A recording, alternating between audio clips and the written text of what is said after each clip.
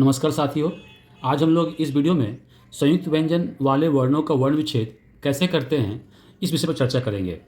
इससे पहले हमने वर्ण विच्छेद पर एक वीडियो बनाया था जिसमें मात्रा वाले शब्दों का वर्ण विच्छेद कैसे करते हैं उस पर चर्चा हुई थी, और उसी के दौरान वर्ण किसे कहते हैं और वर्ण विच्छेद किसे कहते हैं इसे बताया गया था। जो यहाँ पर है, सुविधा के लिए एक बार हम इसे देख लेते हैं कि वर्ण क्या है। कि भाषा की वह सबसे छोटी ध्वनि जिसके और खंड ना हो उसे वर्ण कहते हैं, जैसे क, ख, अ, आ इत्यादि। वर्ण विच्छेद क्या है? शब्द के वर्णों को अलग अलग करके लिखने या दिखाने की प्रक्रिया को वर्ण विच्छेद कहते हैं। तो ये आपका वर्ण और वर्ण विच्छेद को लेकर है। और विशेष रूप से जानने के लिए कि क्या क्या नियम है वर्ण विच्छेद करते समय, किन किन बातों को ध्यान रखना चाहिए, इसमें आप देख सकते हैं। तो ये वीडियो भी उपलब्ध है। तो अनुरोध है कि इस संयुक्त व्यंजन वाले वर्णों का वर्ण विच्छेद वाले वीडियो को देखने से पहले, इस कक्षा को करने से पहले आप उस वीडियो को अवश्य देख लें। तो हमारा उद्देश्य यहाँ पर क्या है कि संयुक्त व्यंजन वाले वर्णों का वर्ण विच्छेद कैसे करें इसको देखना है, इसलिए हम यहीं पर फोकस करते हैं। तो ये दो हो चुका। तो वर्ण विच्छेद किसे कहते हैं और वर्ण किसे कहते हैं। तो संयुक्त व्यंजन वाले वर्णों का वर्ण विच्छेद करते समय हमको सबसे पहले जानना क्या है कि संयुक्त व्यंजन किसे कहते हैं। ठीक है, तो ये आसान है बहुत। जो व्यंजन वर्ण पढ़े हैं वो जानते हैं कि दो व्यंजन वर्णों के मेल से बने वर्ण को संयुक्त व्यंजन वर्ण कहते हैं। इसमें कम से कम दो व्यंजन वर्ण होना चाहिए। और हिंदी में हम जब पढ़ते हैं तो वहाँ पर व्यंजन वर्णों की संख्या 4 बताई जाती है। संयुक्त व्यंजन वर्णों की संख्या 4 बताई जाती है, जो यहाँ पर आप देख सकते हैं कि संयुक्त व्यंजन वर्ण कौन कौन से हैं? क्ष, त्र, ज्ञ और श्र। और 4 इसलिए बताई जाती है, कैसे तो और भी व्यंजन, दो व्यंजन आपस में मिलते हैं, लेकिन इनकी खासियत क्या है कि जब ये मिलते हैं कि अपना रूप बदल लेते हैं। तो बहुतों का ये प्रश्न होता है कि 4 ही क्यों, और भी तो बहुत सारे व्यंजन वर्ण एक साथ होते हैं, ये रूप क्यों, इसको क्यों अलग सब पकड़ते हैं, उनको हम क्यों नहीं लेते हैं? इसका कारण यही कहा जा सकता है कि ये अपना रूप बदल लेते हैं, इसलिए इनको अलग से पढ़ने की आवश्यकता होती है।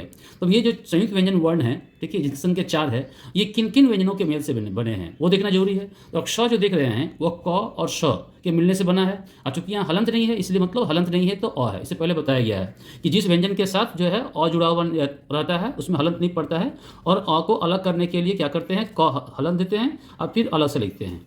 तो इस तरह से हम देख सकते हैं हर एक में क्ष, त्र, ज्ञ, श्र, जहाँ पर भी हलंत नहीं है मतलब उसके साथ अ जुड़ा हुआ है।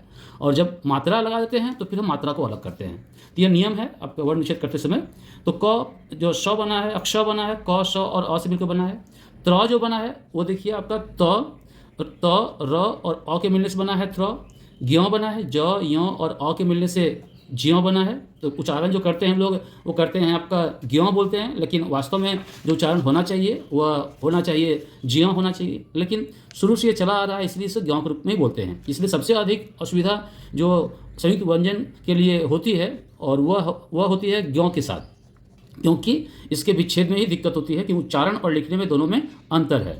श्र बना है, श्र, स, र और अ से श्र बना है।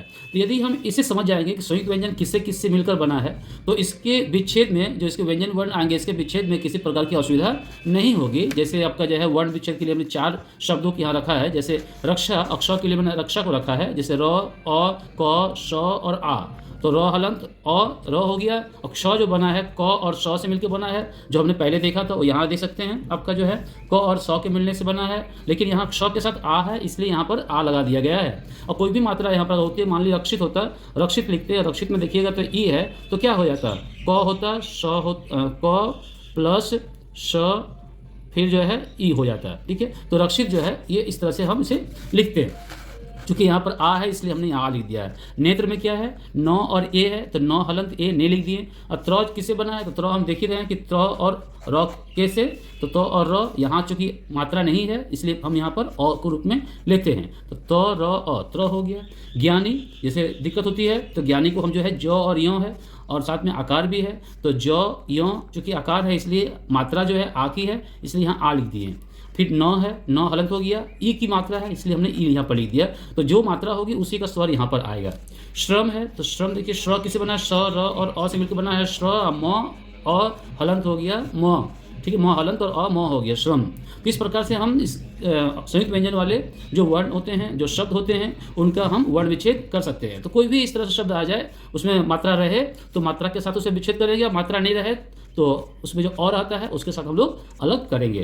तो आशा करता हूँ कि जो है वर्ण संयुक्त व्यंजन वाले जो शब्द हैं, ठीक है, शब्द हैं, संयुक्त व्यंजन वाले वर्णों का नहीं, यहाँ पर शब्दों को चलाएगा। ठीक है, शब्दों का जो हुआ है शब्दों का जो है वर्ण विच्छेद कैसे करते हैं ये मालूम हो गया है। तो इस वीडियो में मित्रों आज इतना ही। धन्यवाद।